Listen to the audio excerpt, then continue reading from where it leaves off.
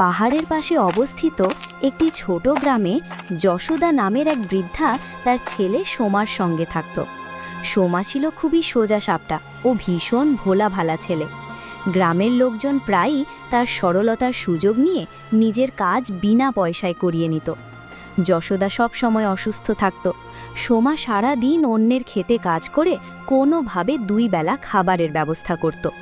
গত 3 বছর ধরে গ্রামে ঠিকমতো বৃষ্টি হয়নি, মাঠ শুকিয়ে গিয়েছিল আর মানুষের কাছে কাজও ছিল খুব কম। সোমা বাবা, তুই তো আজ সকাল থেকে কিছুই খাসনি। রান্নাঘরে একটা শুকনো রুটি আছে, গিয়ে খেয়ে নে। সারাদিন কাজ কিভাবে করবি? না মা, ওই রুটিটা তোমার জন্য। তোমাকে ওষুধ খেতে হবে। আমি তো যুবক, আমার এত তাড়াতাড়ি ক্ষুধা লাগে না। আমার কাছে কিছু লুকাস না, তোর মুখটা শুকনো দেখাচ্ছে। আমি জানি তুই গত রাতেও না খেয়ে শুধু পানি খেয়ে ঘুমিয়েছিস। মা, তুমি একদম চিন্তা করো না। আজ আমি রতনবাবুর গুদামে কাজ করতে যাব। উনি বলেছেন আজ মজুরির সাথে একটু শস্যও দেবেন। রতন বাবু খুব চালাক মানুষ, সে কাউকে বিনা কারণে কিছু দেয় না। সাবধানে থাকিস, তোর সরলতার সুযোগ নেবে। আমি সাবধানে থাকবো মা, তুমি শুধু বিশ্রাম নাও। আমি সন্ধ্যার মধ্যে ফিরে আসব। সোমা কাজের খোঁজে বাড়ি থেকে বের হলো। রোদ খুব তীব্র ছিল আর রাস্তার মাটি পা জ্বালিয়ে দিচ্ছিল। গ্রামের বাইরে যেতেই সে দেখল একটা পুরনো গাছের নিচে এক অচেনা পথিক বসে আছে। তার সঙ্গে একটি গরু ছিল, যা দেখতে খুব দুর্বল ও অসুস্থ লাগছিল।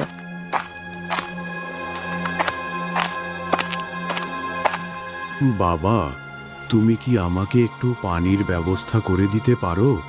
আমি অনেক দূর থেকে আসছি, আমার গলা শুকিয়ে গেছে। জি কাকা, আপনি এই গাছের ছায়ায় বসে থাকুন। আমি এখনই পাশের কুয়া থেকে পানি এনে দিচ্ছি। সোমা দৌড়ে গিয়ে একটি মাটির পাত্রে পরিষ্কার পানি নিয়ে এলো। পথিক তৃপ্তি করে পানি খেলো এবং সোমাকে আশীর্বাদ করল।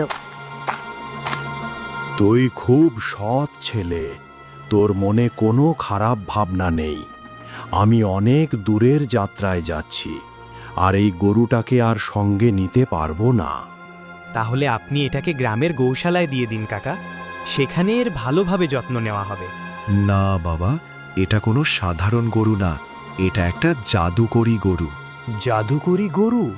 কিন্তু কাকা, এটা তো খুব দুর্বল দেখাচ্ছে। এতে আবার কি জাদু আছে?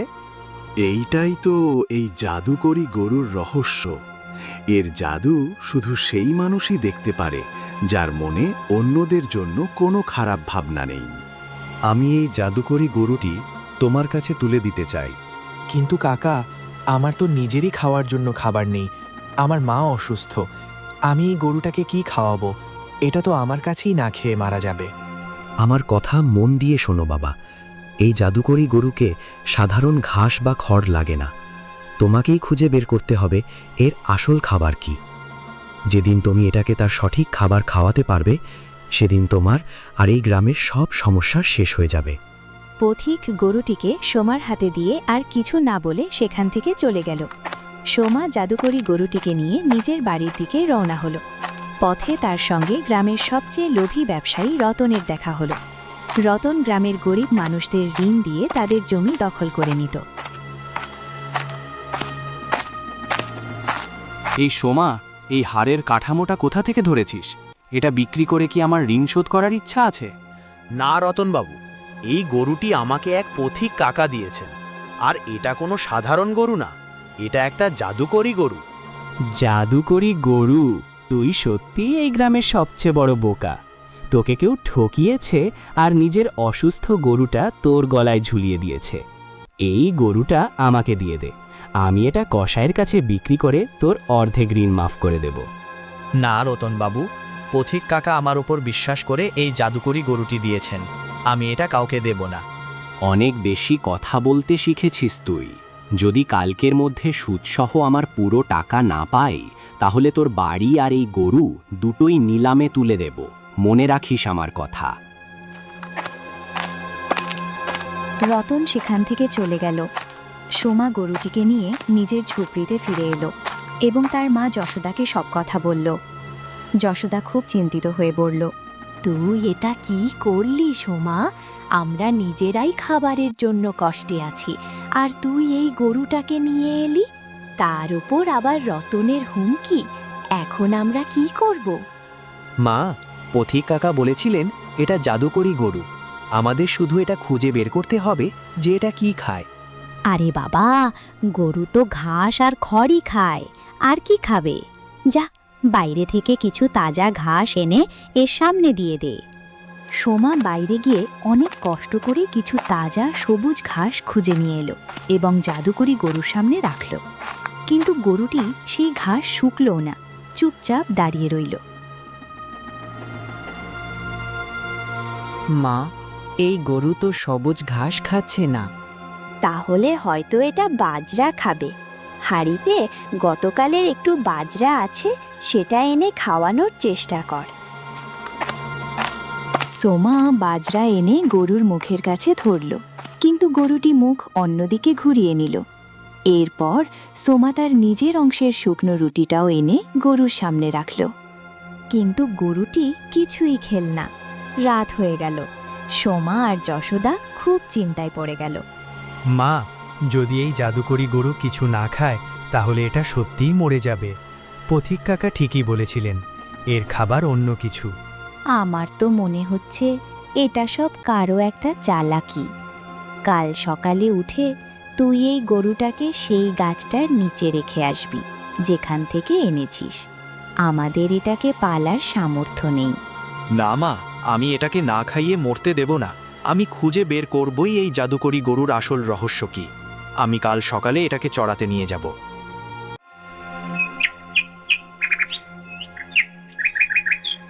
পরের দিন সকালে রতন ব্যবসায়ী তার 2 জন লোক নিয়ে সোমার ঝুপড়ির সামনে এসে হাজির হলো।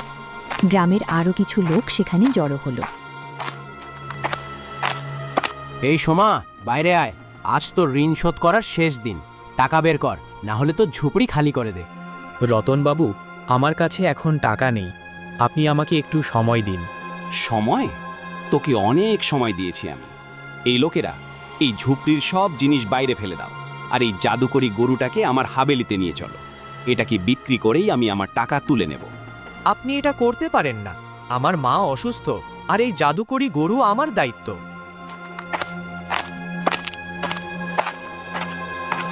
রতনের লোকেরা সোমাকে ধাক্কা দিয়ে মাটিতে ফেলে দিল। ঠিক তখনই গরুটি জোরে জোরে তার পা মাটিতে আছড়াতে লাগল। এত জোরে আছড়াচ্ছিল যে চারদিকে ধুলো উঠতে লাগল। লোকজন কাশতে শুরু করলো, আর রতনের লোকেরা পিছিয়ে যেতে বাধ্য হলো।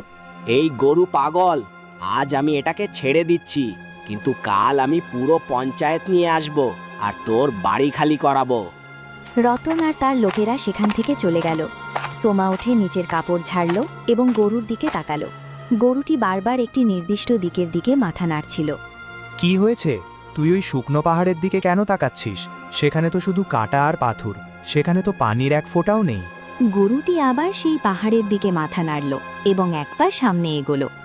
সোমার মনে হলো গরুটি যেন তাকে কিছু বোঝাতে চাইছে। মা, এই জাদুকরি গরু আমাকে কিছু ইশারা দিচ্ছে। এটা ওই শুকনো পাহাড়ের দিকে যেতে চায়।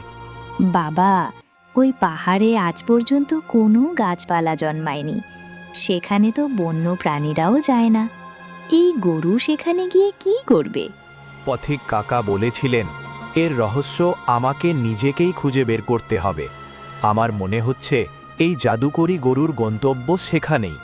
আমি এটাকে ওই পাহাড়ে নিয়ে যাচ্ছি। তুই পাগল হয়ে গেছিস সোমা। রতন যে কোনো সময় ফিরে আসতে পারে। তুই বাড়িতেই থাক। না মা, এই জাদুকরি গরুর উপর আমার পূর্ণ বিশ্বাস আছে। আমি তাড়াতাড়ি ফিরে আসব। সোমা গরুটিকে নিয়ে পাহাড়ের দিকে রওনা হলো। রাস্তা ছিল খুব পাথুরে আর বিপজ্জনক। দুপুরের তীব্র রোদ তার শরীর পুড়িয়ে দিচ্ছিল। তার পায়ে ফোঁসকা পড়ে গেল, কিন্তু জাদুকরি গরুটি ক্লান্ত না হয়ে পাহাড়ের দিকে এগিয়ে চলছিল। যত তারা উপরে উঠছিল, সোমা একটা অদ্ভুত ঠান্ডা অনুভব করতে লাগল। এটা খুব অদ্ভুত। নিচে গ্রামে এত প্রচণ্ড গরম, কিন্তু এই শুকনো পাহাড়ে এত ঠান্ডা বাতাস কিভাবে বইছে? জাদুকরি গরুটি পাহাড়ের সবচেয়ে উঁচু চূড়ায় গিয়ে থামল। সেখানে একটি খুব পুরনো ও গভীর কুয়ার মতো জায়গা ছিল। সেই কুয়াতে বহু বছর ধরে এক ফোঁটা পানিও ছিল না, শুধু ধুলো আর পাথর। গরুটি কুয়ার কাছে গিয়ে দাঁড়ালো এবং ভেতরের দিকে তাকাতে লাগলো। তুই এখানে কেন থামলি? এই কুয়ায় তো কিছুই নেই, এটা তো বহু বছর ধরে শুকনো পড়ে আছে। ঠিক তখনই সোমা দেখল জাদুকরি গরুটি কুয়ার পাশে জন্মানো এক অদ্ভুত শুকনো আর তেতো গাছ খেতে শুরু করেছে। গ্রামের কোনো পশুই এই গাছ খেত না, কারণ এটা খুব তেতো এবং বিষাক্ত বলে মনে করা হতো। আরে তুই এটা কি খাচ্ছিস? এটা খাস না, এটা বিষাক্ত, এতে তুই অসুস্থ হয়ে পড়বি। সোমা গরুটিকে থামানোর চেষ্টা করল, কিন্তু গরুটি পুরো গাছটিই খেয়ে ফেলল। সোমা ভয়ে কাঁপতে লাগলো। তার মনে হলো এবার গরুটি নিশ্চয়ই মারা যাবে। কিন্তু তখনই এমন কিছু ঘটল যা সোমা কখনো কল্পনাও করেনি। সে কুয়োর গভীর থেকে একটা হালকা শব্দ শুনতে পেল, যেন মাটির অনেক নিচ থেকে পানি দ্রুত উপরে উঠছে। এটা কেমন শব্দ? এই শুকনো কুয়ায় কি পানি আসছে? সোমা কুয়োর ভেতরে গভীরভাবে তাকালো। সে নিজের চোখকে বিশ্বাস করতে পারছিল না। এই তো এক অলৌকিক ঘটনা। ও জাদুকরি গরু, এটাই তাহলে তোমার আসল খাবার আর এটাই তোমার আসল শক্তি? তুমি শুকনো জমিতে পানি এনে দিতে পারো? সোমা তখনও খুশিতে মুগ্ধ। ঠিক তখনই তার পেছন থেকে ভারী পায়ের শব্দ শোনা গেল। সে ঘুরে তাকাতেই তার পায়ের নিচ থেকে মাটি সরে গেল। পেছনে রতন ব্যবসায়ী, তার দুজন শক্ত সমর্থ লোক নিয়ে দাঁড়িয়েছিল। তার মুখে ছিল ভয়ঙ্কর আর লোভী হাসি। খুব ভালো সোমা, তাহলে এটাই এই জাদুকরি গরুর আসল রহস্য। এখন এই গরু আমার। এই লোকেরা এই ছেলেটাকে ধরে ফেলো আর এই জাদুকরি গরুটাকে আমার হাভেলিতে নিয়ে চলো। এই কুয়ার পানির ওপরও এখন শুধু আমার অধিকার থাকবে। না, আপনি এটা করতে পারেন না। এই জাদুকরি গরু আমার দায়িত্ব, এটাকে ছেড়ে দিন। পাহাড়ের উপরে তীব্র রোদ পড়ছিল। রতনের লোকেরা সোমাকে একটি পুরনো শুকনো গাছে মোটা দড়ি দিয়ে বেঁধে ফেলল। সোমা অনেক চেষ্টা করছিল, কিন্তু দড়ি খুবই শক্ত ছিল। রতনের মুখে ভয়ঙ্কর লোভী হাসি ফুটে উঠল। সে জাদুকরি গরুটার দিকে তাকিয়ে ভীষণ খুশি হচ্ছিল। রতনের মনে হচ্ছিল সে যেন পৃথিবীর সবচেয়ে বড় ধনসম্পদ পেয়ে গেছে। সোমা, তুই জীবনে আজ পর্যন্ত কোনো বুদ্ধিমানের কাজ করিসনি, কিন্তু আজ তুই আমাকে এই জাদুকরি গরুর কাছে পৌঁছে দিয়ে খুব বড় কাজ করেছিস। এখন এই পানিও আমার আর এই জাদুকরি গরুও আমার। রতনবাবু, আপনি খুব বড় ভুল করছেন। পথিক কাকা এই জাদুকরি গরু আমার হাতে তুলে দিয়েছেন। আপনি এটা জোর করে নিতে পারেন না, এটা কোনো খেলনা নয়। চুপ কর বোকা ছেলে। এই দুনিয়ায় যে জিনিস লাভ দেয় তার উপর শুধু আমার অধিকার থাকে। তুই এখানেই এই গাছের সঙ্গে বাঁধা থাক। যখন ক্ষুধা আর তৃষ্ণায় তোর প্রাণ বের হয়ে যাবে, তখন বুঝবি রতন ব্যবসায়ীর সঙ্গে শত্রুতা করার ফল কি। রতন কুয়ার পাশে জন্মানো সেই তেতো গাছগুলো দেখল, যেগুলো জাদুকরি গরুটি খেয়েছিল। সে তার লোকদের ইশারা করল। তার লোকেরা অনেকগুলো গাছ উপড়ে নিয়ে একটা বস্তায় ভরে ফেলল। রতন গরুর দড়ি ধরে সেটাকে টেনে গ্রামের দিকে নিয়ে যেতে লাগলো। জাদুকরি গরুটি বারবার পিছনে ফিরে সোমার দিকে তাকাচ্ছিল। সে সামনে যেতে চাইছিল না, কিন্তু রতনের লোকেরা লাঠি দিয়ে ভয় দেখিয়ে তাকে এগিয়ে নিচ্ছিল। গরুটাকে মারবেন না, এটাকে ছেড়ে দিন। রতন আর তার লোকেরা জাদুকরি গরুটিকে নিয়ে সেখান থেকে চলে গেল। সোমা পাহাড়ের ওপর একা রয়ে গেল। তার খুব তৃষ্ণা পাচ্ছিল, কিন্তু সে বাঁধা ছিল এবং পানির কাছেও যেতে পারছিল না। সে তার সমস্ত শক্তি দিয়ে দড়ি ছিঁড়তে চেষ্টা করল, কিন্তু কোনো লাভ হলো না। আমাকে যেভাবেই হোক এখান থেকে বেরোতে হবে। আমার মা বাড়িতে একা আছে, তিনি খুব অসুস্থ, আর আমাকে আমার জাদুকরি গরুটাকেও রতনের হাত থেকে বাঁচাতে হবে। পথিক কাকা আমার উপর বিশ্বাস করেছিলেন, আমি তার সেই বিশ্বাস ভাঙতে পারি না। সোমা মনোযোগ দিয়ে চারপাশে তাকাতে লাগল। গাছের পাশে একটি খুব ধারালো পাথর পড়েছিল। সোমা কোনোভাবে সরে গিয়ে তার বাঁধা হাত সেই পাথরের কাছে নিয়ে গেল। সে দড়িটা সেই ধারালো পাথরের সঙ্গে ঘষতে লাগলো। পাথরটা খুব খসখসে ছিল। সে এক টানা দড়ি ঘষতে থাকল। অনেকক্ষণ পর পরিশ্রমের ফলে দড়ি ছিঁড়ে গেল। সে দ্রুত কুয়ার কাছে গিয়ে পেট ভরে পানি খেল। পানি ছিল খুব মিষ্টি আর ঠান্ডা। পানি খাওয়ার সঙ্গে সঙ্গে সোমার সব ক্লান্তি দূর হয়ে গেল। সে আর এক মুহূর্ত দেরি না করে পাহাড় থেকে নিচে নেমে দৌড়াতে শুরু করলো। ওদিকে গ্রামে রতন ব্যবসায়ী তার হাভেলিতে পৌঁছে গেল। সবাই অবাক হয়ে রতন আর সেই দুর্বল গরুটার দিকে তাকিয়েছিল। গ্রামবাসী, আজ থেকে এই গ্রামের সবচেয়ে ধনী মানুষ আমি, আর খুব শিগগিরই আমি আশেপাশের সব গ্রামের রাজা হয়ে যাব।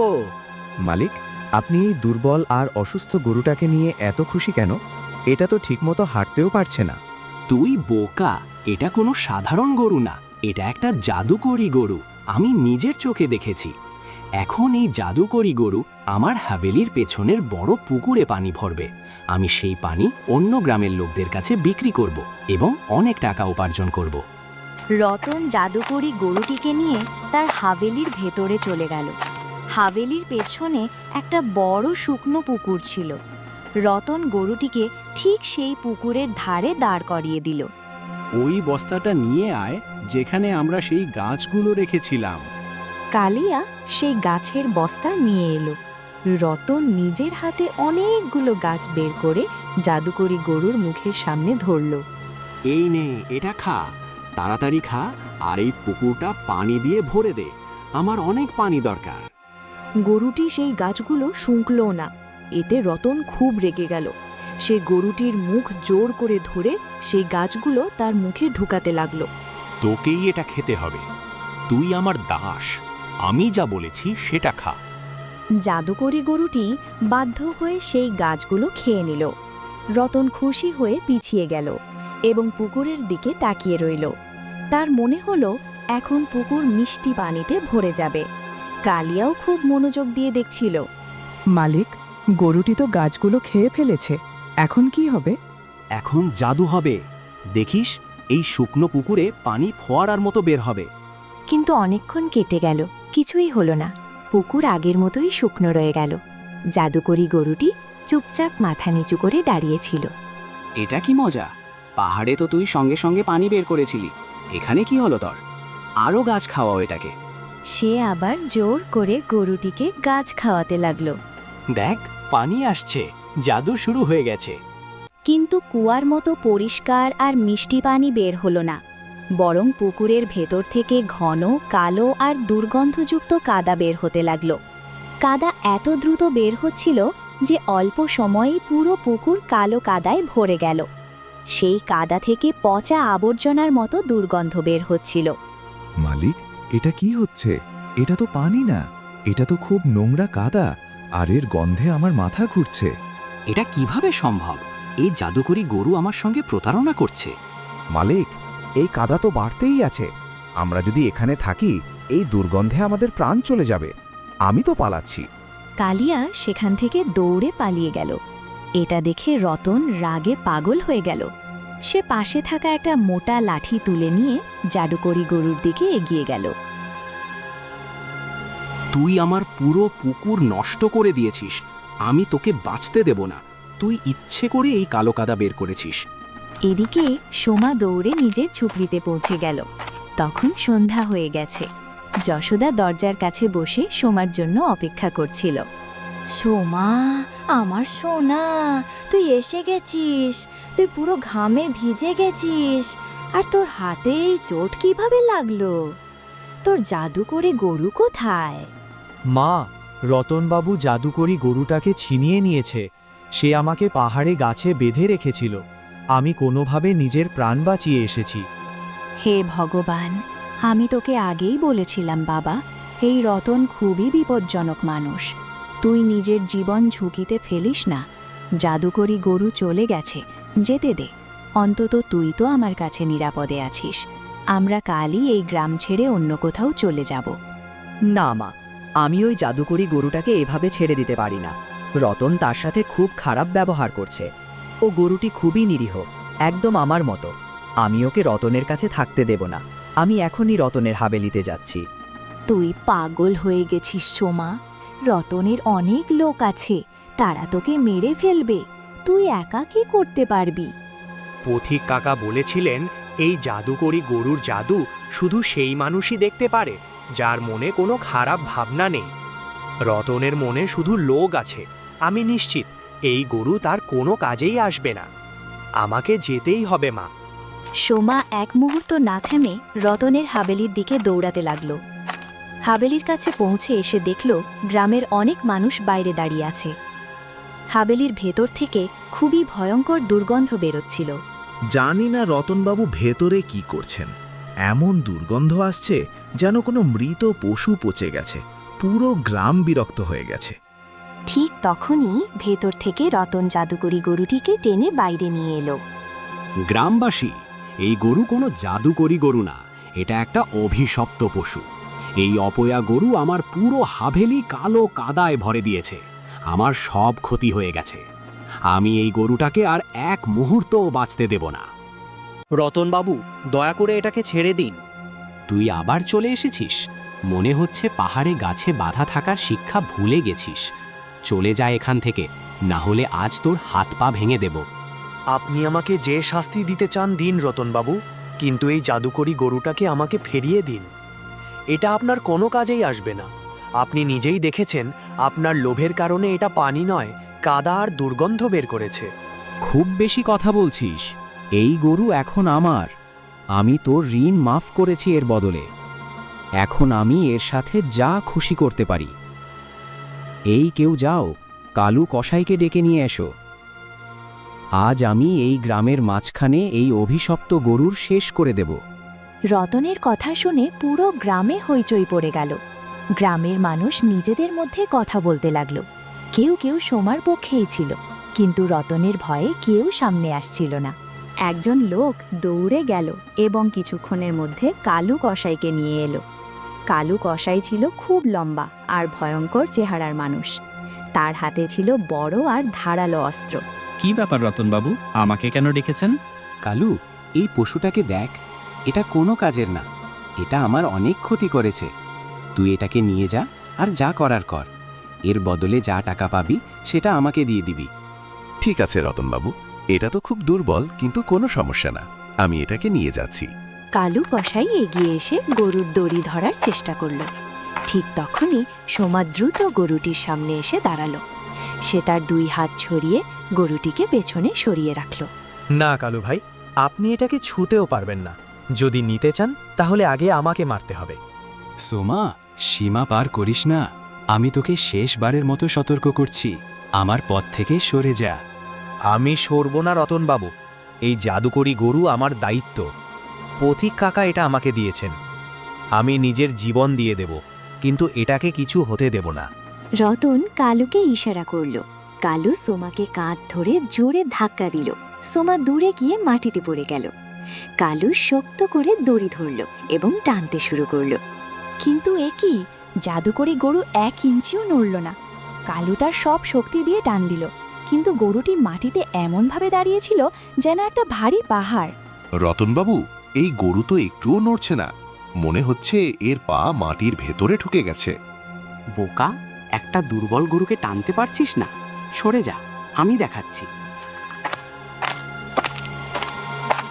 রতন নিজে দড়ি ধরে পুরো শক্তি দিয়ে টান দিল, কিন্তু গরুটি একটুও নড়ল না।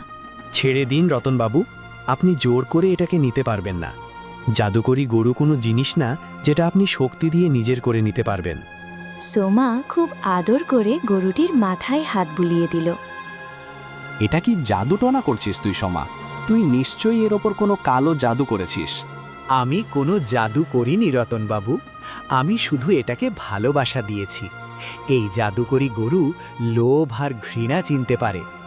আপনার মনে শুধু লোভ ছিল, তাই এই গরু শুধু কাদা আর দুর্গন্ধই দিয়েছে। রতনের রাগ আরও বেড়ে গেল। সে কোনোভাবেই হার মানতে রাজি ছিল না। সবার সামনে এক গরিব সরল ছেলের কাছে হার মানা তার জন্য বড় অপমান ছিল। আমাকে জ্ঞান দিস না সোমা, আজ আমি এই গরুটার এখানেই শেষ করে দেব। কালু, অস্ত্র তুলে নে আর এর কাজ শেষ করে দে। যদি না করিস তোকে গ্রাম থেকে বের করে দেব। না রতনবাবু, আমি এই কাজ করতে পারবো না। এটা কি করলি কালু? তুই একটা পশুকে ভয় পেলি? আমি তোকে টাকা দিয়েছি এই কাজ করার জন্য।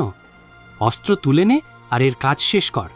আপনি যতই টাকা দিন রতনবাবু, আমি এই জাদুকরি গরুর ওপর অস্ত্র তুলতে পারবো না। এর চোখের দিকে তাকিয়ে মনে হচ্ছে আমি খুব বড় পাপ করতে যাচ্ছি। আমি এই গরুটাকে মারতে পারবো না। আমি এখান থেকে চলে যাচ্ছি। কালো কসাই পিছনে ফিরে একবারও না তাকিয়ে দ্রুত সেখান থেকে চলে গেল। এটা দেখে রতন রাগে পাগল হয়ে গেল। সে বুঝতে পারছিল না কেন আজ তার টাকা আর ক্ষমতার কোনো প্রভাব পড়ছে না। সবাই কাপুরুষ। যদি কেউ আমার কাজ না করে তাহলে আমি নিজেই করব। আজ আমি নিজেই এই জাদুকরি গরুর শেষ করব, আর এই বোকা ছেলেটাকেও ছাড়ব না। রতন এগিয়ে গিয়ে মাটিতে পড়ে থাকা অস্ত্রটা তুলে নিল।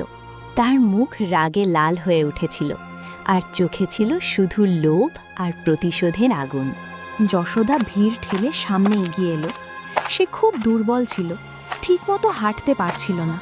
থাম রতন, আমার ছেলেকে ছেড়ে দাও।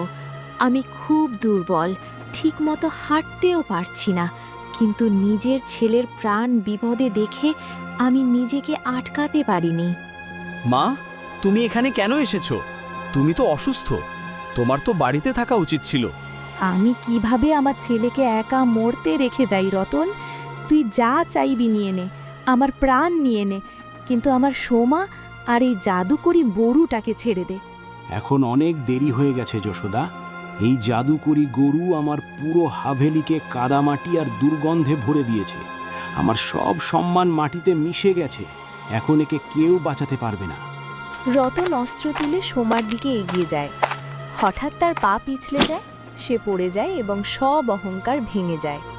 আমাকে মাফ করে দাও সোমা, আমি খুব বড় পাপী। আমি সবসময় তোমার সরলতার মজা উড়িয়েছি। এই জাদুকরি গরু কোনো সাধারণ গরু নয়। এটা সত্যিই এক বিশাল শক্তি, যা আমি আমার লোভের কারণে চিনতে পারিনি।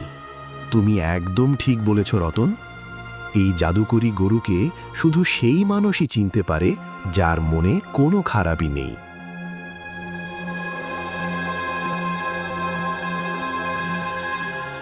মুসাফির কাকা, আপনি ফিরে এসেছেন? হ্যাঁ সোমা, আমার কাজ এখানে শেষ হয়ে গেছে। আমি শুধু দেখতে এসেছিলাম কিভাবে এই জাদুকরি গরুর রহস্য গ্রামের মানুষের সামনে প্রকাশ পায়। আপনি কে ভাই? আর এই জাদুকারী গরু আসলে কি? আমরা কিছুই বুঝতে পারছি না। কখনো এটা কুয়ো থেকে পানি বের করে, কখনো পুকুর থেকে কাদা। এর আসল রহস্য কি? মুখিয়াজি, এই জাদুকরি গরুর আসলে কোনো জাদু নেই। এর আসল জাদু এর সত্যতায় আছে। এটি পৃথিবী মায়ের একটি রূপ। এই গরুটি মানুষকে ঠিক সেটাই দেয় যা মানুষ এর সামনে রাখে। যখন সোমা একে পাহাড়ে নিয়ে গিয়েছিল, তখন তার মনে ছিল শুধু ভালোবাসা আর যত্ন। সে একে তিতা ভেষজ খাওয়া থেকে বাঁচাতে চেয়েছিল। তার এই নিঃস্বার্থ ভালোবাসা দেখে গরুটি শুকনো পাহাড়ের ভেতরে লুকিয়ে থাকা মিষ্টি পানির উৎস খুলে দেয়। ওই পানি ছিল সোমার ভালো কাজের ফল। গ্রামের সবাই মুসাফিরের কথা শুনে সত্য বুঝতে পারে। রতন তার ভুল উপলব্ধি করে। মুসাফির, জি, আপনি ঠিক বলেছেন। আজ আমার সমস্ত লোভ দূর হয়ে গেছে। আমি আজই গ্রামের সবার ঋণ মাফ করে দিচ্ছি। আর পাহাড় থেকে যে পানি বের হয়েছে সেটা পুরো গ্রামের জন্য হবে। কেউ এর ওপর নিজের অধিকার দাবি করবে না। গ্রামবাসীরা খুব খুশি হয়। অনেকদিন পর তারা পরিষ্কার পানির উৎস পায়। মুসাফির কাকা, এই সব কিছু এই জাদুকরি গরুর কারণেই হয়েছে। এখন এটা কি আমার কাছেই থাকবে? আমি এর খুব ভালোভাবে যত্ন নেব। না সোমা, এই জাদুকরি গরু কোনো এক ব্যক্তির হয়ে থাকতে পারে না। এর কাজ এই গ্রামে শেষ হয়েছে। এটি রতনের অহংকার ভেঙে দিয়েছে, গ্রামবাসীদের পানি দিয়েছে, আর তোমাকে তোমার ভালো কাজের ফল দেখিয়েছে। এখন এটি অন্য গ্রামে যাবে, যেখানে মানুষ এখনো লোভে অন্ধ হয়ে আছে এবং পৃথিবীকে ধ্বংস করছে। ঠিক আছে কাকা, যদি গরুটাকে যেতে হয় আমি একে আটকাবো না। আমি শুধু প্রার্থনা করব যেখানেই এটা যাবে মানুষের লোভ যেন শেষ করে দেয়। তোমার মা খুব অসুস্থ ছিল। পাহাড় থেকে যে পানি বের হয়েছে সেটা কোনো সাধারণ পানি নয়। এটা এই জাদুকরি গরুর আশীর্বাদ। ওই পানি তোমার মাকে খাওয়াও, তার সব রোগ সেরে যাবে। সোমা খুব খুশি হয় এবং কৃতজ্ঞতা জানায়। মুসাফির সামনে এগিয়ে যায় আর জাদুকরি গরু তার পেছনে হাঁটতে থাকে। গ্রামবাসীরা চুপচাপ দাঁড়িয়ে তাদের চলে যেতে দেখে।